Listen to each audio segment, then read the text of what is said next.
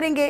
दरअसल उत्तर प्रदेश की सियासत में आज सबसे बड़ा सवाल है, क्या यूपी में हर पांचवा वोटर फर्जी था या फिर एसआईआर के नाम पर करोड़ों असली वोटर्स का अधिकार ही छीन लिया गया।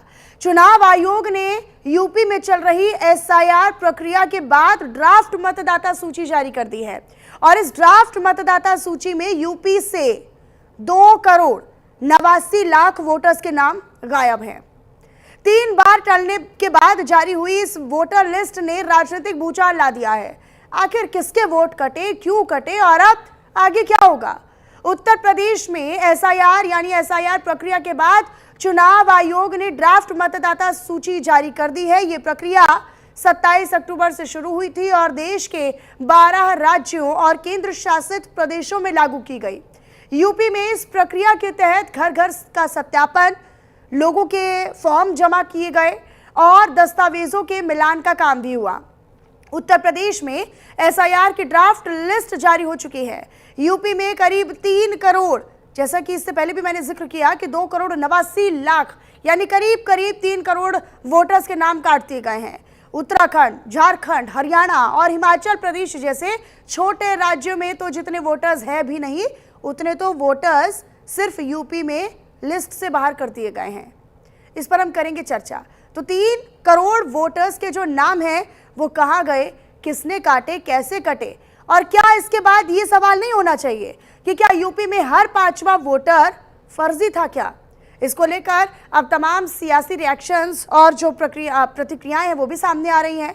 यूपी में 2027 में विधानसभा चुनाव है, लेकिन एसआईआर का मुद्दा अभी से ही तूल बनता जा रहा है। एक बड़ा मुद्दा विपक्ष के हाथ लगा है, जिसको लेकर लगातार ममता बनर्जी से लेकर अखिलेश यादव से लेकर तमाम कांग्रेस के कई नेता, कई मंत्री इसका विरोध कर चुके हैं और विपक्ष एक लंबबंद तरीके से एसआईआर और एसआईआर प्रक्रिया का, चुनाव आयोग की प्रक्रिया का विरोध कर रहा है, इसे गलत ठहरा रहा है।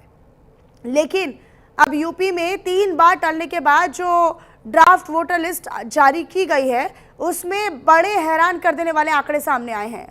उसमें ये आंकड़ा है कि 2,89,00,000 वोटर्स गए तो गए कहाँ, कैसे उनके नाम कटे और क्या इतनी बड़ी संख्या में यूपी में, इतने बड़े सूबे में इतने समय से फर्जी वोटर्स रह रहे थे और इनका सत्यापन अभी तक क्यों नहीं हुआ? इसको लेकर विपक्ष भी ये कह रहा है कि अभी तक जितने चुनाव हुए, इससे पहले जब लोकसभा का चुनाव हुआ 2024 में, तो यूपी में यानी इन्हीं फर्जी वोटर्स ने तो मतदान किया होगा, इन्हीं के आधार पर तो सरकार बनी होगी। इसको लेकर भी तमाम तरह के सवाल जो हैं वो सरकार से अब पूछे जा रहे हैं विपक्षी दलों की ओर से। हालांकि पश्चिम बंगाल, बिहार, ये तमाम वो राज्य जहां पर इनका विरोध पुरजोर तरीके से हुआ, तो यूपी में भी इसका विरोध इसी कड़ी में देखा जा रहा है। यूपी में किसके वोटर घटे हैं? वोटर इसीलिए कहा जा रहा है क्योंकि बड़ी संख्या में जो फर्जी वोटर्स थे और कुछ ऐसे इलाके हैं जो मुस्लिम मोहल्ले हैं, मुस्लिम इलाके हैं, वहाँ से भी जो वोटर्स के नाम है वो काटे गए हैं। हालांकि करीब 3 करोड़ वोटर्स का लिस्ट से बाहर हो जाना या उनके नाम को काट दिया जाना, ये राजनीति को भी एक नई दिशा देने जैसा है, क्योंकि अब सामाजिक समीकरण, क्षेत्रीय समीकरण, जातीय समीकरण, राजनीतिक समीकरण, सब समीकरण बदलते नजर आ सकते हैं यूपी में 2027 विधानसभा चुनाव में। क्या यूपी में हर 5वां वोटर फर्जी था? ये बड़ा सवाल है। यूपी में किसका वोट कटा और किसके वोटर घटे हैं, ये भी बड़ा सवाल है। लेकिन किसका वोट कटा, किसका बचा, यूपी में वोटरों को लेकर एक स्वच्छता अभियान, एक सफाई अभियान जो है वो एसआईआर की प्रक्रिया के तहत चल रहा है। ऐसा चुनाव आयोग और सरकार कह रही है कि हम जो फर्जी वोटर्स हैं, जो घुसपैठिए हैं, जो जबरन गलत इरादों से अलग अलग सीमाओं के ज़रिए उत्तर प्रदेश, बिहार या फिर पश्चिम बंगाल या अन्य राज्यों में दाखिल हुए हैं, उनको हम हटाएंगे, उनको मतदान का अधिकार नहीं होना चाहिए। लेकिन अब विपक्षी दल ये पूछ रहे हैं कि अभी तक साहब जितने भी चुनाव हुए, क्या उनमें इन फर्जी वोटर्स की भूमिका नहीं रही? क्या आपकी सरकार इन फर्जी वोटर्स नहीं बनवा दी है? ये तमाम सवाल अब विपक्षी दल और विपक्षी नेता भी पूछ रहे हैं। चुनाव से पहले वोटर क्लीनिंग अभियान जो है वो चल रहा है। यूपी में 3 करोड़ नाम कट गए हैं, तो विपक्ष इसको लेकर लगातार आक्रामक तेवर दिखा रहा है।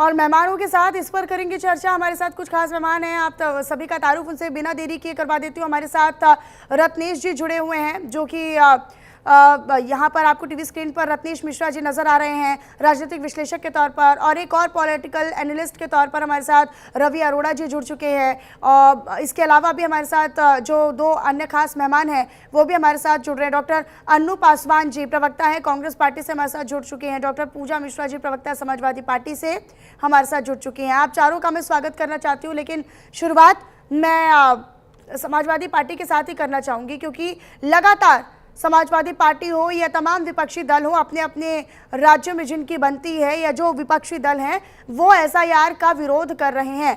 डॉक्टर पूजा मिश्रा, आप लोग भी एसआईआर का विरोध कर रहे हैं। अब ये जो करीब 3 करोड़ मतदाताओं के नाम हटे हैं, इनको कैसे देख रहा है विपक्ष?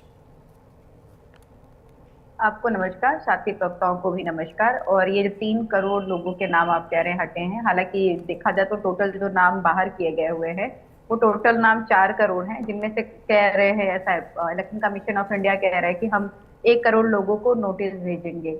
और आप अगर इस पे प्रश्नवाचक अगर लगाया रही है तो खुद ब खुद जो है इलेक्शन कमीशन भी लगा रही है। आपको जानकारी होगी कि 24 दिसंबर 2025 को, माफ करिएगा, 18 दिसंबर 2025 को उत्तर प्रदेश में पंचायती इलेक्शन के वोटर लिस्ट आए हैं। उसके अनुसार जो पंचायती इलेक्शन में वोटरों की संख्या है वो भी इलेक्शन कमीशन द्वारा ही दिया गया हुआ है, वो है लगभग 12.69 करोड़, मतलब कि 12 करोड़ 69 लाख वोटर्स जो है पंचायती राज में वोट करेंगे अब की 2025 के पंचायती चुनाव में। और जो हमारा एसआईआर का भी कल ब्रीफिंग की जो है उत्तर प्रदेश के जो चीफ है नवदीप जी ने ब्रीफिंग में बताया कि लगभग 12 करोड़ 55 लाख वोटर्स जो है पूरे टोटल एसआईआर में पाए जा रहे हैं। तो यहाँ तो प्रश्न इनकी खुद की वोटर लिस्ट में हो जा रही है।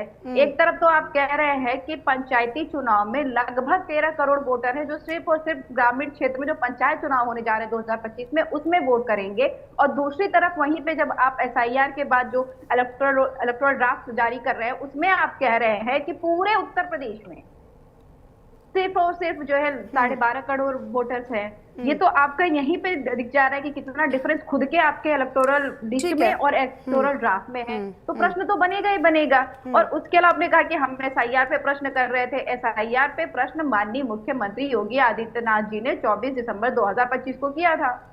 आप कह रहे थे ना कि किसके वोटर्स काटे गए हुए। माननीय योगी आदित्यनाथ ने 24 दिसंबर 2025 को कहा था कि 4 करोड़ वोटर लिस्ट से वोटर काटे जा रहे हैं।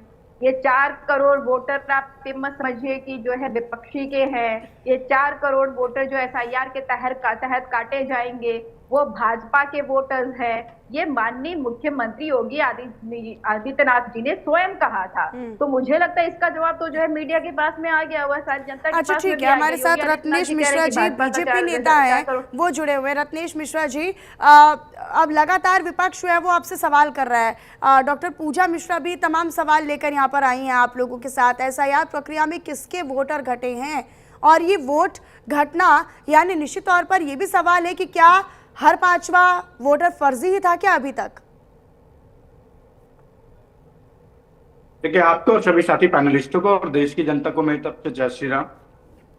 देखिए, अभी जो पूजा मिश्रा जी ने सवाल उठाया, देखिए पंचायत चुनाव की वोटर लिस्ट का इस एसआईआर के वोटर लिस्ट से कोई लेना देना नहीं। पहली बात तो ये स्पष्ट हो जानी चाहिए। पंचायत चुनाव की वोटर लिस्ट का एसआईआर नहीं किया गया है। ये एसआईआर जो किया गया है वो विधानसभा चुनाव के लिए जो वोटर लिस्ट है उसका किया गया है। और विधानसभा की जो वोटर लिस्ट होती है, या लोकसभा की या राज्यसभा या विधान परिषद की, उसकी वोटर लिस्ट तैयार करता है इलेक्शन कमीशन ऑफ इंडिया। और जो पंचायत चुनाव की वोटर लिस्ट होती है उसको तैयार करता है स्टेट इलेक्शन कमीशन, जो भी स्टेट के अलग अलग होते हैं।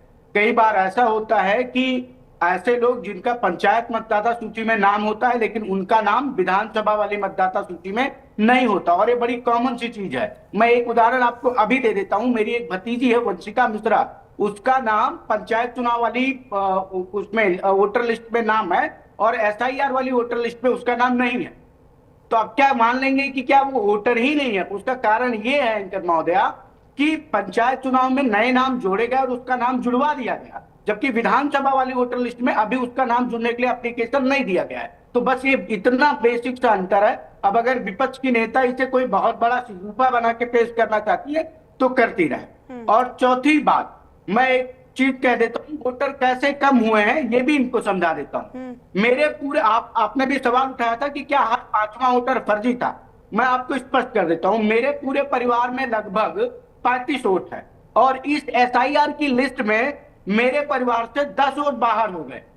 अब इसका भी आप सुन लीजिए, मेरे दादाजी जिनकी डेथ 2016 में हुई थी वो भी वोटर लिस्ट में थे। मेरी बड़ी मम्मी जिनकी डेथ 2018 में हुई थी वो भी वोटर लिस्ट में थे। मेरे बड़े पापा, मेरे पिताजी और मेरी माताजी जिनकी डेथ 2020 और 21 और 22 में हुई थी वो भी वोटर लिस्ट में थे। मेरे चाचा जी की डेथ हुई थी 2024 में, वो भी वोटर लिस्ट में थे। तो ये चुनाव आयोग की गलती थी ना 7 से 8 लोगों का रत्नेश मिश्रा जी, चुनाव आयोग की गलती थी ना ये फिर कि इतने मैडम, सालों चुप तो से लीजिए। इतने सालों मैडम, से सुनिए इतने तो। चुनाव चले गए, मैडम, इन्हीं मृत सुनिए कैंडिडेट्स तो। ने भी वोट किया होगा ना अरे फिर। मैडम सुनिए अरे तो। जिनकी मौत हो चुकी है, मैडम, जो सुनिए अभी तो। नहीं मैडम, है, इन मैडम, मृत मैडम, कैंडिडेट्स ने भी तो मैडम, वोट किया होगा ना अरे फिर। महोदय सुनेंगी, मेरी बात तो कंप्लीट हो जाए। हाँ बोलिए। महोदय मेरी बात तो कंप्लीट हो जाए। तो मेरे परिवार में ही हर 5वां वोटर कट गया। अब मैं क्या कहता हूं कि मेरे पिताजी, मेरे दादाजी, मेरी माताजी, मेरे बड़े पिताजी सब फर्जी वोटर थे? नहीं, वो जब तक वो वोट करने की, जब तक वो जीवित थे उन्होंने वोट किया, और जब वो जीवित नहीं है उनका इस SIR में वोटर लिस्ट का नाम बाहर हो गया। मतलब और 2018 एक में डेटा जो मैं व्यक्ति आपको दे दूं, नहीं भैया, रहा इसमें तो किसी सुनिए तो, कारणवश, मैडम, सर सुनिए, किसी कारणवश अगर 2018 में किसी की मृत्यु हो जाती है तो उसका वोटर 2024 में वो मतदान की सूची में कैसे हो सकता है सर फिर? 2000 अगर 18 में किसी की मृत्यु हो गई है तो 2024 के चुनाव में उसने कैसे मतदान किया? अब मैं आपको सुनिए तो, ये रिवीजन तो चुनाव आयोग का है ना। अब मैं आपको पता, अरे मैडम कैसा सवाल कर रही हैं आप, थोड़ा सा तो दिमाग लगाइए। SIR हुआ था 2003 सारा दिमाग तो सर आप ही के पास है, उसके बाद हमारे लिए तो कुछ छोड़ा ही नहीं है आपने। किया गया, समरी रिवीजन होता है हर चुनाव से अब जब पहले। अद्यतन किया गया तो उनके नाम कट गए। चुनाव से पहले कहाँ रह रहे हैं आप? सुबह सुबह आपके दिमाग को ठंड लगती अरे है क्या? समरी रिवीजन होता है मैडम, समरी रिवीजन हुआ था, नहीं हटा था ना, तो उसमें नहीं हटा था ना, 2024 में इसमें हटा। समरी रिवीजन हुआ था बिफोर इलेक्शन। हर चुनाव से पहले समरी रिवीजन होता है, आपको कोई जानकारी नहीं? रेक्टिफिकेशन ऑफ वोटर लिस्ट ये हमेशा हर चुनाव से पहले होता है। मृत लोगों को निकाला जाता है, शिफ्ट लोगों को निकाला जाता है, नए डॉक्टर अनु पासवान, लेकिन अब इसी SIR प्रक्रिया का तो विरोध विपक्ष क्यों कर रहा है फिर? भाई अगर रिवीजन हो रहा है, अगर छटनी हो रही है, अगर मृत लोगों के नाम हटाए जा रहे हैं, जो घुसपैठी है उनके नाम हटाए जा रहे हैं, भाई क्यों उनको मताधिकार का इस्तेमाल दिया जाए? क्यों उनको अधिकार दिया जाए? नहीं होना चाहिए ना। तो जब अगर वोटर लिस्ट अगर रिवाइज भी हो रही है, अब चुनाव आयोग अपना काम भी कर रहा है, तो भी आपत्ति है सर विपक्ष को। तो सबसे पहले आप सभी लोग को मेरा नमस्कार। देखिए मनीषा जी, मैं तो तब से बीजेपी प्रवक्ता को सुन रही थी और मुझे ये समझ ही नहीं आ रहा था कि अभी तक 2014 के बाद से कैसे विधानसभा के चुनाव हो गए, कैसे लोकसभा के चुनाव हो गए। और सबसे बड़ी आश्चर्य की बात तो ये है कि ये आज की तारीख में जिनको फर्जी वोटर्स या घुसपैठिए कह रहे हैं, इन्होंने ही इनकी सरकार बना के इनको केंद्र और राज्यों में बैठाया हुआ है। तो मेरा तो सबसे पहले मानना है कि मनीषा जी इनसे कर दीजिए, ये बहुत ज्यादा ये परेशान हो रहे हैं, थोड़ा ये चुप हो जाए। के लोगों को फर्जी वोटर्स ने जिताया है, सही वोटर्स ने तो राहुल गांधी और सोनिया गांधी सबको हरा के भेजा था। ठीक है रत्नेश जी, अपनी बारी में बोलिएगा सर। ओपनिंग रिमार्क ले लेती हूँ, उसके बाद काउंटर कीजिएगा। सर मैं ओपनिंग रिमार्क ले लूँ, शुरुआत कर लूँ चर्चा की, उसके बाद मैं आपके पास आऊंगी, आप काउंटर कीजिएगा सर। काउंटर का पूरा टाइम मिलेगा सर, लेकिन ओपनिंग रिमार्क मैं ले लेती हूँ सर, उसके बाद चर्चा को नहीं सुनिए तो सर, चर्चा को शुरू तो करने दीजिए। आपके नेता को नहीं समझ में आ रहा है, आपके पार्टी के तमाम सारे आला कमान को नहीं समझ में आ रहा है कि वो हार कैसे रहा है, और उन्हीं फर्जी वोटर्स को जब आज काटा है तो आप लोग बिलबिला रहे हैं, आप ही लोग हल्ला मचा रहे हैं, और फर्जी वोटर्स कटेंगे ये तय है। आपके जो फर्जी वोटर्स हैं वो कटेंगे, क्योंकि एक परिवार में 10-10 वोटर्स को तो आपने पाल रखा था। नवदीप और ज्ञानेश कुमार ने इन्हें अपॉइंट किया हुआ है।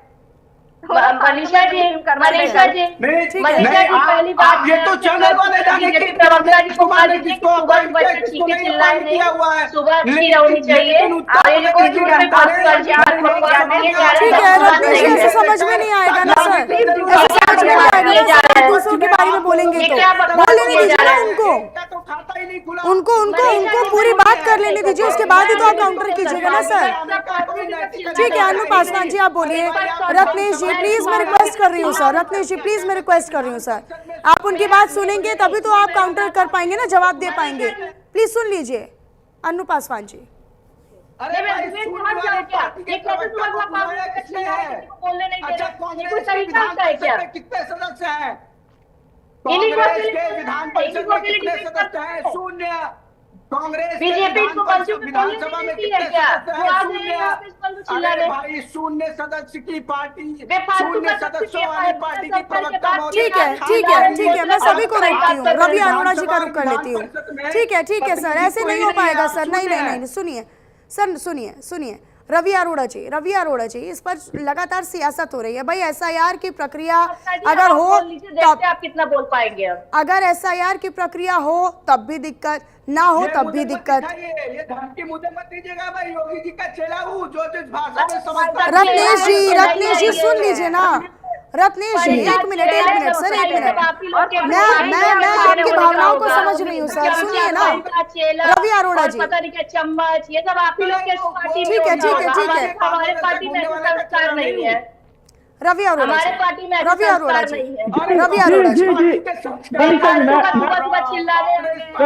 शांति रखिए, शांति रखिए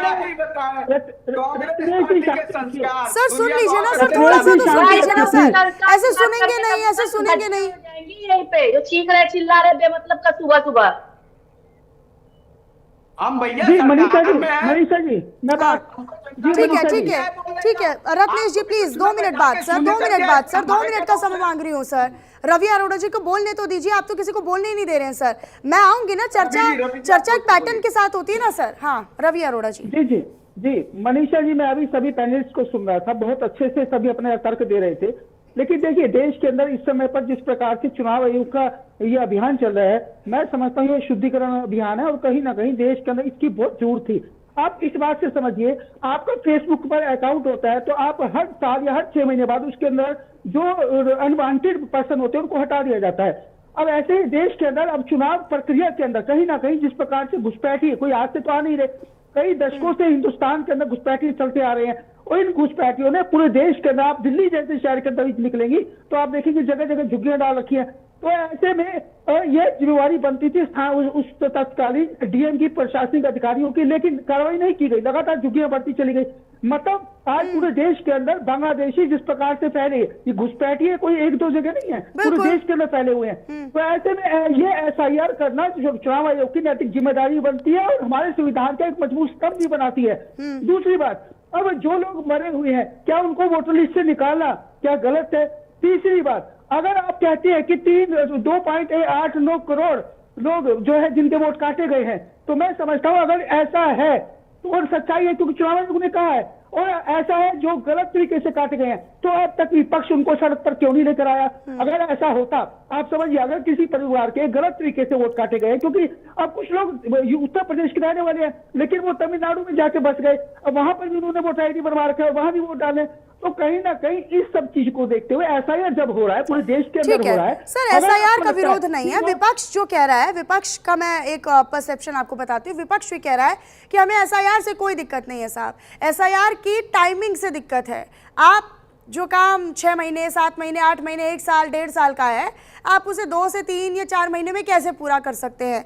दूसरा, अगर घुसपैठिए आए हैं तो क्या पहले नहीं आए थे? ये तो साल दर साल की बात है ना सर, कोई 1-8 दिन में या 1-8 महीने में तो पूरे देश भर में घुसपैठिए नहीं आए होंगे, रोहिंग्या नहीं आए होंगे, फर्जी वोटर्स नहीं आए होंगे।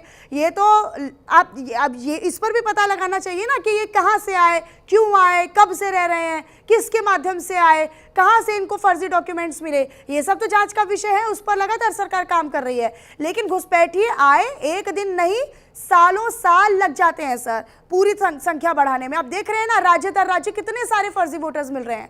तो ये सवाल अब सरकार से है ना कि आपको चुनाव के ऐन समय पहले ही याद आया कि हाँ अभी हमें एसआईआर करवानी है, विपक्ष इसी को लेकर सवाल कर रहा है। बिल्कुल मनीषा जी, बिल्कुल मैं इस बात का जवाब दूंगा। सबसे पहली बात आपने कही कि टाइमिंग को लेकर सवाल उठता है, बिल्कुल सही बात है, सवाल उठता है। लेकिन यह जवाब चुनाव आयोग को देना है कि सरकार को नहीं देना है। हाँ। यह प्रक्रिया चुनाव आयोग की है और जवाबदेही भी चुनाव आयोग देगा। उसके अंदर कहीं ना कहीं मुझे लगता है कि इस पर सरकार के ऊपर एलिगेशन लगाकर बहुत गलत है, क्योंकि सभी पार्टियों को, आपको बता दूं मैं, इस पूरी प्रक्रिया के अंदर सिर्फ बीएलओ ही नहीं, सभी पार्टियों के बीएलए भी लगातार दिन रात मेहनत करके इस प्रक्रिया को सफल बना रहे हैं और हमें उनका योगदान का समर्थन करना चाहिए। सभी पार्टियों को साथ आना चाहिए। दूसरी बात, जिस प्रकार से आपने कहा रोहिंग्या आज तो आए नहीं, कई दशकों से आ रहे हैं। इसके अंदर आपको बता दूं मैं, आज देश के अंदर सबसे जो नाजुक एरिया है वो है बंगाल, जो बांग्लादेश से सटा हुआ है। और बांग्लादेशियों के घुसपैठ जो मैं समझता हूँ, कुछ ऐसे जो सीपीएम के टाइम के कुछ ऐसे सीएम रहे, मुख्यमंत्री रहे, उनके टाइम पे बहुत ज्यादा तादाद में हमारे बांग्लादेशी घुसे। उसके बाद से वो फैलते चले गए पूरे देश के अंदर। और आज जब तक उनको आप नहीं निकाल देंगे नहीं, आपके संसाधनों का वो जिस प्रकार से इस्तेमाल करते हैं, और आज जिस प्रकार से ऐसा होने के बाद आप देखेंगे कहीं ना कहीं भारतीयों को इसका फायदा मिलेगा। और इन घुसपैठियों को निकालना बहुत जरूरी है वक्त के साथ, क्योंकि आज पाकिस्तान के जिस प्रकार से ऑपरेशन सिंदूर के बाद अब बांग्लादेश की तरफ पाकिस्तान की नजर है। क्योंकि मैं कई ऐसे मामले भी देखता हूं, तो मैं लगातार इस चीज को देख रहा हूं कि लगातार यह बढ़ रहा है मामला, और यह एसआईआर होना अब देश की सुरक्षा के लिए भी बहुत जरूरी था। तो ऐसे में न सिर्फ लोगों के मौलिक अधिकार बल्कि देश की सुरक्षा के खातिर एसआईआर मजबूती से होना चाहिए, पूरे देश में होना चाहिए और हमें उसका स्वागत करना चाहिए। हाँ, अगर कोई विपक्ष के पास कोई सबूत है कि उनको लगता है कि उनके कुछ वो लोगों के वोट काटे गए हैं, तो उनको सड़कों पे उतरना चाहिए, कोई दिक्कत नहीं है। सुप्रीम कोर्ट कई बार आप ये कह रहे हैं कि विपक्ष को सरकार से नहीं, चुनाव आयोग से सवाल करने चाहिए ना, चुनाव आयोग इसकी जवाबदेही देगा ना। ठीक है, चुनाव आयोग की, ठीक है, ठीक है जी, ठीक है। पूजा मिश्रा जी। जी मनीषा जी, मैं पहले ही जवाब देना चाह रही थी। पहली बात तो जब आपने मुझसे प्रश्न पूछा था, जब पहला ओपनिंग रिमार्क था, तभी मैंने कहा था कि हमारा प्रश्न तो जो है ज्ञानेश कुमार और जो है नवदीप से है। नवदीप जी और ज्ञानेश कुमार के बीच में इतना सामंजस्य नहीं बैठ रहा है। अभी भाजपा के प्रवक्ता कह रहे थे कि जो पंचायती चुनाव है उसमें नए वोटर्स जोड़े गए हैं। हाँ जी, जोड़े गए हैं 40 लाख। तो आप बताइए कि अभी जो वोटर ड्राफ्ट जारी किया गया है, 12.55 करोड़ के जो वोटर लिस्ट पूरे उत्तर प्रदेश में कहे जा रहे हैं, उसमें 40 लाख नए वोटर जुड़ जाएंगे आपके अनुसार माना जाए तो फिर बाकी आप कभी कंपेयर कर लीजिए तो आपको पता चलेगा कि शहर में इस हिसाब से महज 20 लाख लोग ही है नए वोटर। तो जो ग्रामीण 20 लाख भी नहीं माना जाएगा, टोटल वोटर में देखा जाए तो 40 लाख तो ग्रामीण में ही जुड़े गए हैं, तो ग्रामीण से ही जुड़ेंगे। हम चले जाते हैं नए वोटर्स अगर शहर में देख लेंगे तो शहर में कितने जुड़ जाएंगे। तो नवदीप जी जो है और जो हमारे ज्ञानेश कुमार है, क्या इनके बीच में इतना संवाद नहीं हो पा रहा है कि इनकी खुद की जो एक वोटर लिस्ट आ रही है, कह रहे ग्रामीण में लगभग 13 करोड़ वोटर्स हैं और दूसरी जो एसआईआर के तहत आ रही है उसमें नए वोटर्स नहीं जुड़े। जो ग्रामीण में 40 लाख जोड़े गए हुए हैं, हम मानते हैं थोड़े और बढ़ जाएंगे, अगर शहर में चले जाते हैं 50 हो जाएंगे, 60 हो जाएंगे, 70 हो जाएंगे, पर फिर भी आप डिफरेंस तो देखिए कि ग्रामीण में कितने वोटर्स हो रहे हैं, शहरी वोटर इसका मतलब पूरा का पूरा गायब हो रखा है। ये तो इलेक्शन कमीशन खुद जो उनके ड्राफ्ट है उससे प्रश्न है। और एक नई चीज मुझे पैनल के द्वारा पता चली मनीषा जी की जो एसआईआर हो रहा है वो नागरिकता देखने के लिए हो रहा है। मुझसे पहले जो भी प्रवक्ता थे वो कह रहे थे कि इससे नागरिकता देखी जाएगी, नई चीज पता चली। हालांकि झारखंड और जो है बिहार में एसआईआर हुआ, हम लोग वेट कर रहे थे कि शायद लिस्ट कोई जारी करेगी इलेक्शन कमीशन जिसमें बताया जाएगा कि ये नागरिक नहीं रहे, ये घुसपैठिए रहे। ऐसा कोई जो है ड्राफ्ट जारी नहीं किया गया। इलेक्शन कमीशन से पूछ लेना चाहिए एक बार कि इलेक्शन कमीशन के कार्यभार में आता है भी कि नहीं कि वो ड्राफ्ट कब जारी करेंगे कि हाँ इतने लोग घुसपैठिए हैं, इतने लोग घुसपैठी रहे। और एक बात पता चली कि जो है सिर्फ बंगाल ही है जो हम बांग्लादेश से बॉर्डर शेयर करता है, उड़ीसा तो है ही नहीं, क्योंकि वहां भाजपा की सरकार है ना।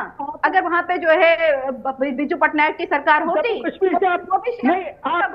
जितना आप समझिए, ठीक है, आपको शायद पता भी नहीं, आपको शायद पता नहीं कभी बंगाल आप नहीं, कभी आंदा नहीं गए, मुर्शिदाबाद नहीं गए, बांग्लादेश क्योंकि वहां पे हेमंत शर्मा की सरकार है, वो भी भाजपा सरकार हो गई है, तो वही बॉर्डर शेयर हो पाएगा जहाँ पे जो है भाजपा की सरकार नहीं होगी। और जैसे जैसे होता नहीं है कि हम एक बचपन में कहानी है भेड़िया आया कि जड़ाया करते थे कि आया, वे उसी तरीके से जो है भाजपा का हो रखा है। जहां जहां चुनाव आएगा वहां पे घुसपैठी आया और लिस्ट के नाम पे कुछ जारी नहीं करेंगे। हम तो रत्नेश जी से मैं इसका जवाब लूंगी, लेकिन आप सभी खास मेहमान हमारे साथ बने रहिएगा। चर्चा को हम यहीं से आगे बढ़ाएंगे, रुक रहे एक छोटे से ब्रेक के लिए। ब्रेक के उस पार जल्द फौरन लौटते हैं और यहीं से फिर चर्चा को कंटिन्यू करते हैं।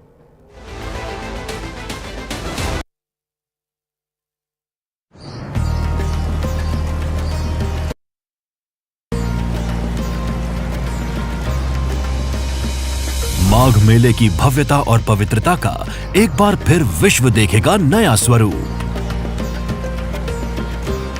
करोड़ों श्रद्धालुओं के लिए परंपराएं वही और सुविधाएं नई, जहां पग पग पर आस्था और दिव्यता की मिलेगी अनुभूति। जब संगम की रेती पर संत महात्माओं की होगी उपस्थिति, 6 पावन पर्व स्नानों में अखाड़ों के संतों का समागम, पूरे विश्व में माघ मेले की महानता का होगा वर्णन। यशस्वी प्रधानमंत्री नरेंद्र मोदी जी के मार्गदर्शन और माननीय मुख्यमंत्री योगी आदित्यनाथ जी के नेतृत्व में माघ मेला 2026 आस्था की लहराती पताका, विकास की नई गाथा, काम दमदार डबल इंजन सरकार। बांग्लादेश कितना बड़ा खतरा दिख रहा है। ये स्थितियां हमारे लिए ज्यादा चिंताजनक इसलिए हो गई तो लोग नाव से आ सकते हैं पैदल।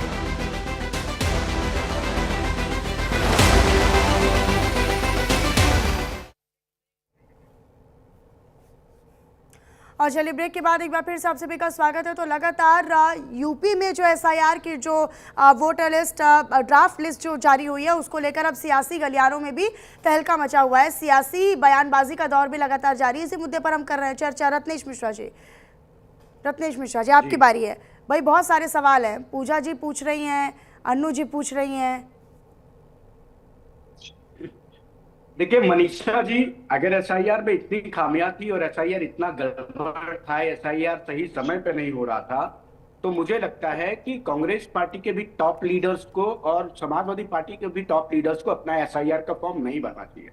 अखिलेश जी ने भी भरा, प्रियंका जी ने भी भरा, राहुल जी ने भी भरा। देखिए ऐसा है कि हम तो अब संविधान को मानने वाले लोग हैं, ठीक है, हम तो संविधान को मानने वाले लोग हैं। अब भाई हम तो वही काम करेंगे जो संविधान में कहा गया है, हम क्यों नहीं बनेंगे? मगर चाहती ना करने तो उसका विरोध भी किया, और जब के विरोध किया कि बिहार में जनता में नहीं आने वाली है।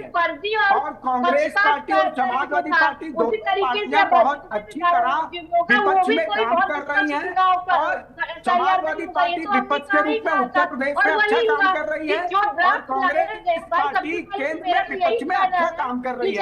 इस एसआईआर के बाद भी कांग्रेस पार्टी केंद्र में विपक्ष में रहेगी और समाजवादी पार्टी उत्तर प्रदेश में विपक्ष में रहेगी। हमें इसको लेकर कोई चिंता नहीं है। बाकी रही कांग्रेस पार्टी की बात, तो कांग्रेस पार्टी को तो यह देखना चाहिए कि क्या देश की जनता ने उनको स्वीकार किया है कि नहीं किया है। और कांग्रेस पार्टी और समाजवादी पार्टी दोनों लोग डेटा में गड़बड़ी की बात कर रही है, जबकि डेटा की जगह की बेटा में प्रॉब्लम है। इनको डेटा की जगह डेटा बदलने की जरूरत है, समाजवादी पार्टी को बदलने की जरूरत है। बीजेपी अब आप मुझे ये बता दीजिए कि क्या राहुल गांधी को बेटियों उत्तर प्रदेश में कहाँ से घुसे? इतने ज्यादा लोग जो लेकिन इन लोगों के द्वारा जो इनको प्रदेश और देश की जनता ने लगातार नकारा, अब अपनी हार का ठीकरा किसी के ऊपर तो फोड़ना है, और वो ठीकरा जब फोड़ने चली आती है तो इलेक्शन कमीशन जो मरे उनका नाम आसमान में तो आप लोग देश सरकार की बात तो मत करिए। कुछ तो आप लोग कर दीजिए, आप लोग के पास। अच्छा ठीक है रत्नेश जी से सवाल कर लेती हूँ। रत्नेश जी, किसके वोटर घट गए हैं? रत्नेश जी, वोटर किसके घटे हैं? ठीक है रत्नेश जी ठीक है। अच्छा सुन लीजिए ना, सुन लीजिए अन्नू जी, सुन लीजिए। रत्नेश जी से सवाल है। रत्नेश जी, किसके वोटर घट गए हैं? किसका नुकसान हो गया? 3 करोड़ मतदाताओं के नाम हटना किसका नुकसान हो गया?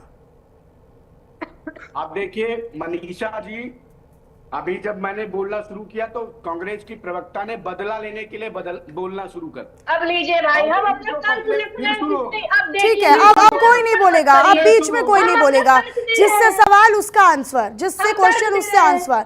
ठीक है, अब कोई नहीं बोलेगा बीच में, कोई बदले की कुछ नहीं है इसमें यहाँ पे। ठीक है रत्नेश जी।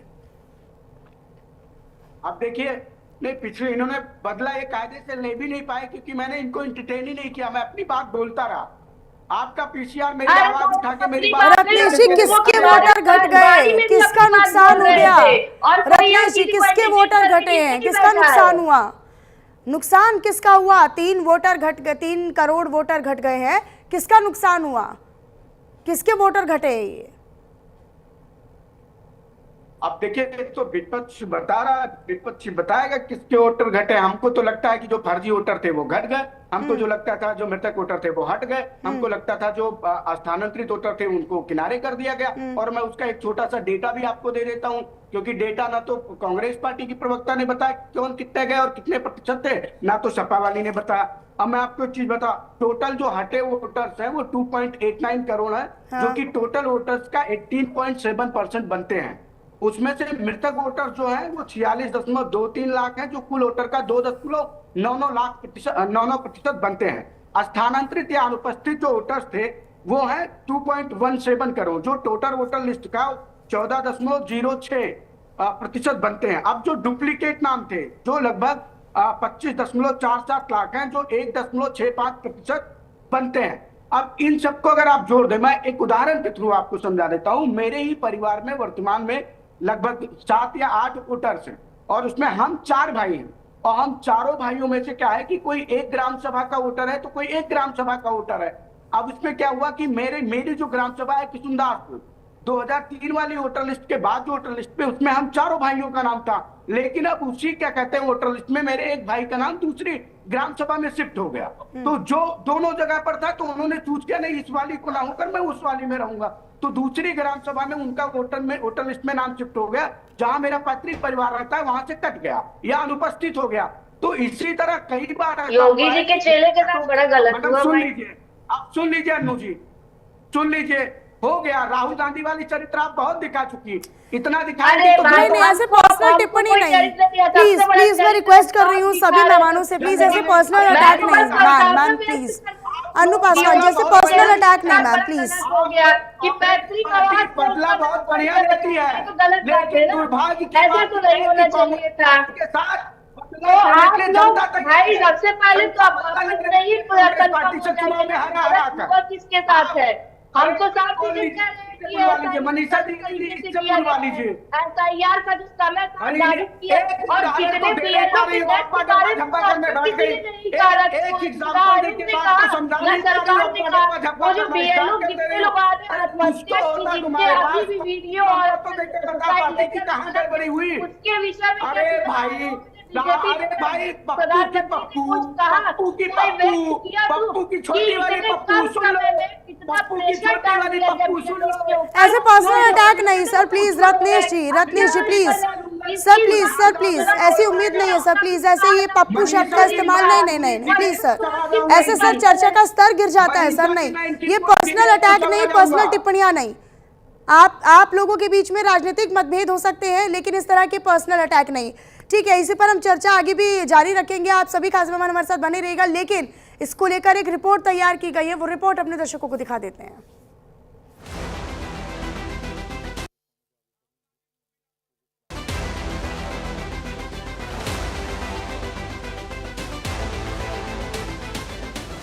उत्तर प्रदेश में SIR यानी SIR प्रक्रिया के बाद चुनाव आयोग ने ड्राफ्ट मतदाता सूची जारी कर दी है। ये प्रक्रिया 27 अक्टूबर से शुरू हुई थी और देश के 12 राज्यों और केंद्र शासित प्रदेशों में लागू की गई। यूपी में इस प्रक्रिया के तहत घर घर सत्यापन, फॉर्म जमा करने और दस्तावेजों के मिलान का काम हुआ।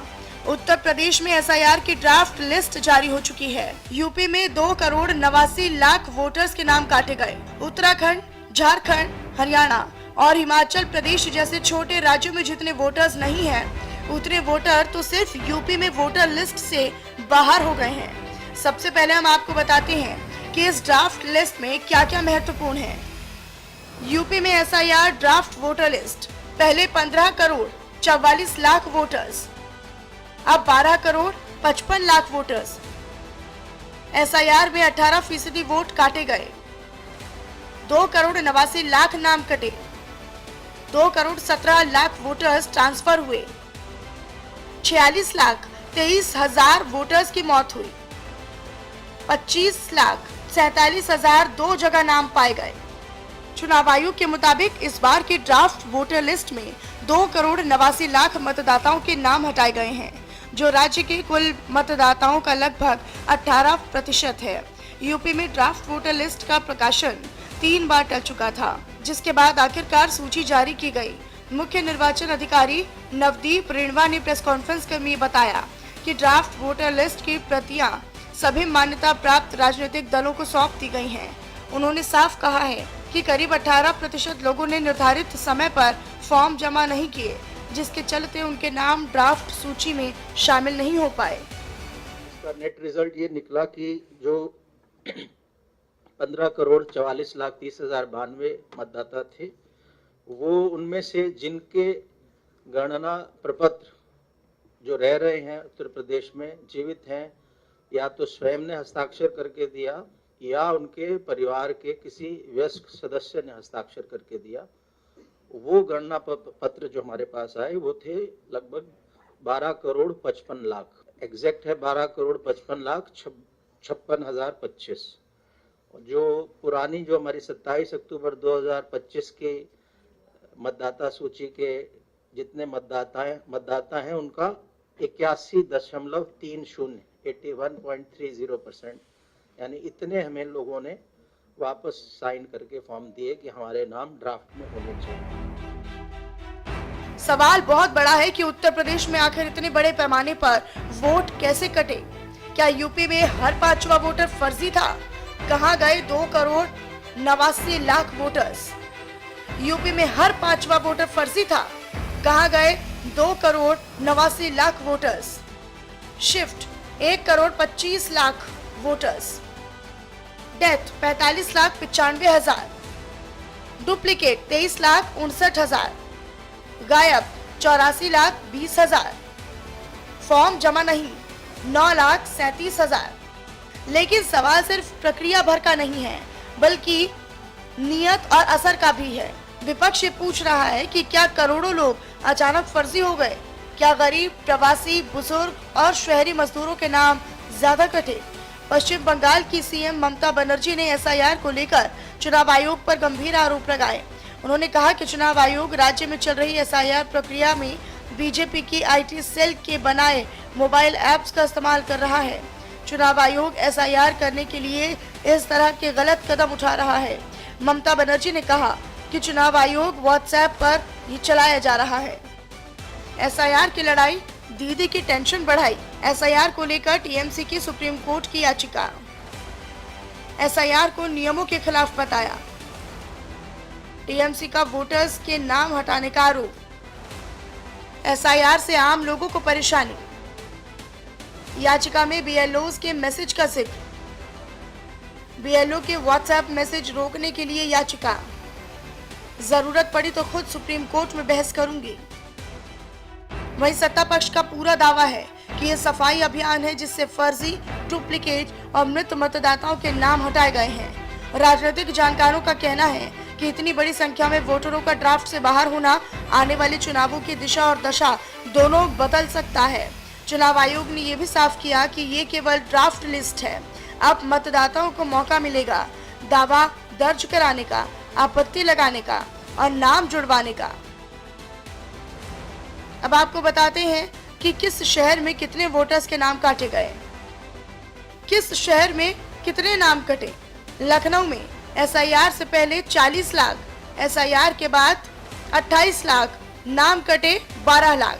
प्रयागराज में एसआईआर से पहले 46,92,000 वोटर, एसआईआर के बाद 35,33,000 वोटर, नाम काटे 11,58,000।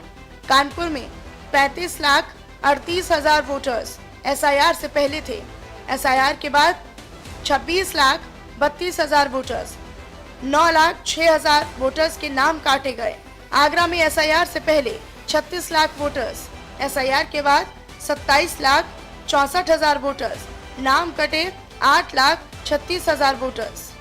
गाजियाबाद में एसआईआर से पहले 28,37,000 वोटर्स, एसआईआर के बाद 19,99,000 वोटर्स, नाम कटे 8,18,000 वोटर्स के। बरेली एसआईआर से पहले 34,05,000 वोटर्स, एसआईआर के बाद 26,89,000 वोटर्स, 7,16,000 वोटर्स के नाम कटे।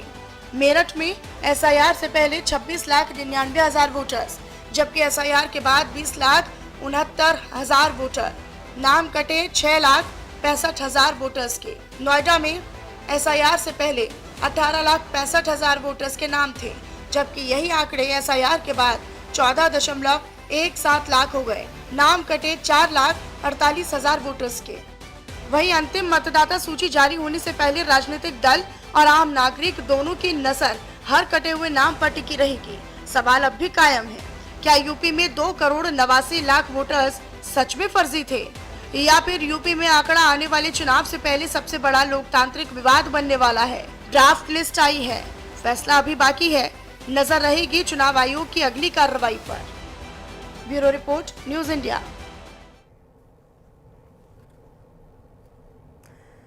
तो देखिए, इसी मुद्दे पर हम लगातार चर्चा कर रहे हैं। हमारे साथ पूरा पैनल मौजूद है। अब मैं पूजा मिश्रा जी आप ही का रुख कर लेती हूँ। पूजा मिश्रा जी, क्या बिहार का फॉर्मूला अब यूपी में दोहराने की तैयारी विपक्ष कर रहे हैं? हालांकि बिहार में जब एसआईआर का विरोध किया, एसआईआर को लेकर तमाम हथकंडे और रणनीति विपक्ष ने अपना ली, उसके बाद विपक्ष का क्या हश्र हुआ चुनाव में, वो आपने भी देखा, देश ने भी देखा।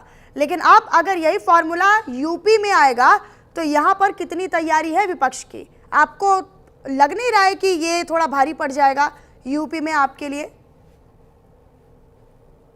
मनीषा जी, देखिए, जो एसआईआर की प्रक्रिया जब बिहार में हो रही थी ना, तब भी एसआईआर की प्रक्रिया से किसी को आपत्ति नहीं थी। आपत्ति इस बात से थी कि जब जो है समरी रिवीजन 2025 जनवरी में होकर के कंप्लीट हो गया बिहार का, तो आप समरी रिवीजन जब कर रहे थे उसी टाइम पे आप एसआईआर कर लेते। आपको पता ही था, जब आप समरी रिवीजन करके बिहार में खड़े होते हैं तो अब इलेक्शन कमीशन को क्या रियलाइज होता है कि नहीं, अब यहाँ तो परेशानी हो जाएगी। उसके बाद में आप आ जाते हैं एसआईआर प्रक्रिया करने के लिए, वो भी एकदम टाइनीएस्ट ऑफ टाइम में कर ले जाते हैं, मतलब बहुत कम समय में। और वहां पे एसआईआर होने के बाद में आपको सफल रही, वो तो कर ली ना मैम, वो तो कर ली ना, हो गई ना वो तो एसआईआर। उसको सफल नहीं कहा जाता है। अगर बैठ करके हम आप डिबेट करते रहे, सफल तो तब होता है जब उस पर कोई डिबेट नहीं हो रही हो कि हाँ ठीक है सब कह के एसआईआर। जब बिहार में एसआईआर हो रहा था तब उत्तर प्रदेश में एसआईआर होना चाहिए था, वो सही समय था। तब से लेकर के आप आराम से अब तक करते, अब तक इलेक्टोरल ड्राफ्ट करते, तो आपके पास भी प्रॉपर समय रहता, बीएलओ के पास भी प्रॉपर समय रहता। जो हमने अपने बीएलओ को खोया वो खोना नहीं पड़ता। अच्छा पूजा जी, जब एसआईआर हुआ है तो बहुत गंभीर समस्याओं के साथ लखनऊ समेत ऐसे बड़े जिले हैं यूपी में जिनमें जो वोट कटी है, मुस्लिम बहुल जो जिले हैं, कम से कम 20 से 21-22% के मुस्लिम वोटर्स कट गए हैं, इसीलिए नहीं भरा क्या एसआईआर? नहीं, ऐसा नहीं है। तो फिर तो मुझे लगता है कि अभी भाजपा के जो भाजपा कह रहा हूं मैं, माननीय मुख्यमंत्री योगी आदित्यनाथ जी ने भी कहा था कि 4 करोड़ वोटर जो भाजपा के कट रहे हैं, शायद उनको ये नहीं भा रहा है कि शहरी इलाकों में 28 से लेकर के 30% वोटर्स कट गए हुए हैं। आपको भी जानकारी होगी, लखनऊ हो गया, गाजियाबाद हो गया, मेरठ हो गया, यहाँ पे जो है कितनी संख्या में वोटर्स कटे हुए। सबसे ज्यादा वोटर्स जो कटे गए हैं वो शहरी क्षेत्र में कटे गए हुए हैं, इसलिए तो भाजपा को भी नहीं भा रहा है। और माननीय मुख्यमंत्री जी को, भाजपा को हो तो सकता है शहरी क्षेत्र में जो रहने वाले लोग हैं वो बीजेपी के वोटर है क्या? सिर्फ जो शहरी क्षेत्र में रह रहे हैं वो केवल बीजेपी का वोटर मानते हैं क्या समाजवादी पार्टी? सिर्फ वोटर जो है, नहीं, सिर्फ समाजवादी पार्टी नहीं मानती है। आपको पता होगा कि इलेक्शन वोटिंग होने के बाद में परसेंटाइल जो है पब्लिक डोमेन में होता है कि किस क्षेत्र से किसको कितने वोट मिले। आपको ये भी जानकारी होगी कि पूरे बूथ वाइज आप इंफॉर्मेशन निकाल सकते हो, किस बूथ पे किस पार्टी को कितने वोट मिले हैं और किस बूथ संख्या पे कौन सी पार्टी की जमानत जब्त हुई है। तो अगर आप ये कहते हैं कि आपको ये इन्फॉर्मेशन कैसे हो रही है कि कहाँ से किसको कितने वोट मिल रहे हैं, तो ये आपको इन्फॉर्मेशन है। इलेक्शन कमीशन अपनी जो है इसका जवाब लूंगी, लेकिन उससे पहले मैं अन्नू जी का रुख कर लेती हूँ। अन्नू जी, बिहार में आपने देखा कि राहुल गांधी जो है वो पद यात्रा निकालते हैं, लोगों के बीच में जाते हैं, एसआईआर को लेकर, एसआईआर प्रक्रिया का विरोध लगातार वो करते हैं, लेकिन फिर कांग्रेस को कुछ हासिल नहीं होता बिहार में। इवन वो तेजस्वी यादव का भी नुकसान करवा बैठते हैं। अब यूपी में भी अगर आप इसी फॉर्मूले के साथ चलेंगे तो आपको खुद को लेकर नहीं है, क्योंकि यूपी में तो वैसे भी आपकी 2 सीटें अभी फिलहाल, और यूपी में कुछ बहुत बड़ा आंकड़ा या बहुत अच्छा प्रदर्शन कांग्रेस पार्टी का नहीं है, जो हकीकत है। अब इसमें आप इस रणनीति में चले जाएं या समाजवादी पार्टी के साथ मिलकर विरोध करने लगे तो ये आपके ऊपर और भारी नहीं पड़ जाएगा? सबसे पहली बात मनीषा जी, देखिए यूपी में कांग्रेस का जो आपने कंडीशन बताई है, पहली बात तो ये सत्य नहीं है। जमीनी स्तर पे लगातार कांग्रेस जिस तरीके से काम कर रही है और इस समय हर एक देखिए भाई मनीषा जी ये अच्छा रत्नेश जी, रत्नेश जी आप किसी के बारे में नहीं बोले, रत्नेश जी आप किसी के बारे में नहीं बोले, कि ये डिबेट बात नहीं पूजा जी ने भी बोल दिया, आप उनके बारे में नहीं बोले। अन्नू पासवान जी जैसे बोलना शुरू करते हैं रत्नेश जी टूट पड़ते हैं। राज्यसभा की 30 सीटें जिसमें कांग्रेस 0 है। ये मर्यादा में लगी डिबेट करो। ठीक है, अच्छा सुन लीजिए ना सर, अब तो व्यापक का टाइम होने वाला है सर। रत्नेश जी अच्छा मैं आऊंगी सर, आऊंगी मैं आपके पास, आऊंगी सर, आऊंगी। रुकिए ना सर, रुकिए रत्नेश जी, उनको बात तो पूरी कर लेने दीजिए ना। अरे वो बता रही है अपनी पार्टी का स्तर, अपनी पार्टी को लेकर वो बैठी है ना सर। मैं आपसे बीजेपी को लेकर सवाल करूंगी तो आप बोलिएगा। कांग्रेस का परसेप्शन वो रख रही है हमारे साथ, प्लीज उन्हें बोलने दीजिए। अन्नू जी बोलिए। उत्तर प्रदेश में 8 लोग हैं, उत्तर प्रदेश में कहाँ है कांग्रेस? 403 में 2, 100 में 0, 80 में चोरी करके वोट चोरी करके कहाँ हो भैया? किस संसार में हो? मतलब टोटल 613 चुने हुए और राज्यसभा विधान परिषद और विधानसभा के सदस्यों में कांग्रेस के पास 8 लोग हैं। डिबेट करने का कैसे डिबेट किया जाता है? नहीं मैंने आपने सीखा, आप ही तो कर रही थी इसी तरह, आप ही तो कर रही थी इसी तरह। आपको तरीका नहीं है डिबेट करना चाहिए। बीजेपी बोलने नहीं देती है क्या? योगी जी अपने चेले को बोलने नहीं देते हैं? जो आगे डिबेट भी निकाल रहे हैं कि अगर मेजर नहीं भी योगी जी पंचल से बोलने देंगे